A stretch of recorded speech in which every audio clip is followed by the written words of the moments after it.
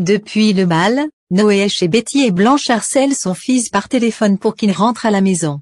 Lola est toujours dévastée par sa rupture, et elle culpabilise de ne pas avoir vu que Dimitri manipulait Sunalé. L'adolescente s'en veut d'avoir organisé ce fichu bal. Sunalé confie à Lola qu'elle ne cesse pas de penser à Dimitri. Elle n'arrive pas à lui en vouloir. Lola lui conseille de prendre ses distances, car il est toxique, mais Sunalé ignore si elle en est capable. Betty pousse Noé à parler à Blanche, ce qu'il fait d'ailleurs. Noé déclare à sa mère qu'il aime Betty et qu'il compte rester avec elle. D'ailleurs, il ne part pas en Oregon parce qu'il ne veut pas la quitter. Le ton monte. Blanche ne veut pas que Noé continue à voir Betty, mais son fils est amoureux. Dans l'appartement d'à côté, Gabriel, Thomas et Lola entendent leur dispute. Noé part habiter chez Betty. Publicité. Babet et Léa vont quitter Marseille. Aurore pleure beaucoup.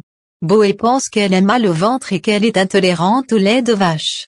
Mais la donneuse ne peut pas lui donner de lait maternel, car 3 prématurés sont nés cette semaine.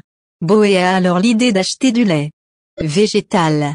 Léa pense que c'est une bonne idée et lui conseille de prendre une préparation aux protéines de riz. Boé a essayé 5 marques différentes avant de trouver la bonne. Jeanne apprend à Léa et Babet qu'elles vont devoir être transférées dans un centre de lutte antituberculeuse dans le Pays Basque, car celui de Marseille est complet. Elles partent le lendemain. C'est un coup dur pour les deux femmes.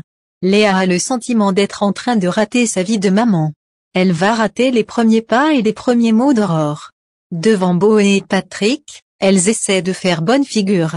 Abdel et Elisa vont s'associer ensemble. Elisa et Abdel désirent s'associer ensemble et au petit matin, Abdel montre à la jeune femme une ébauche d'une plaque d'avocat cabinet feudal à Coutan.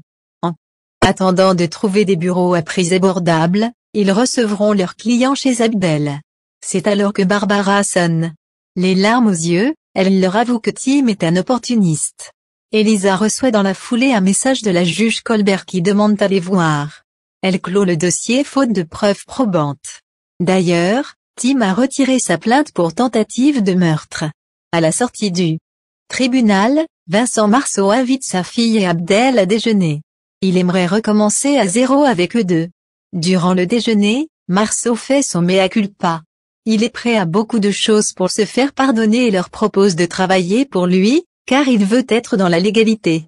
Abdel décide de quitter la table, et Elisa choisit de rester avec son père pour écouter ce qu'il a à lui dire.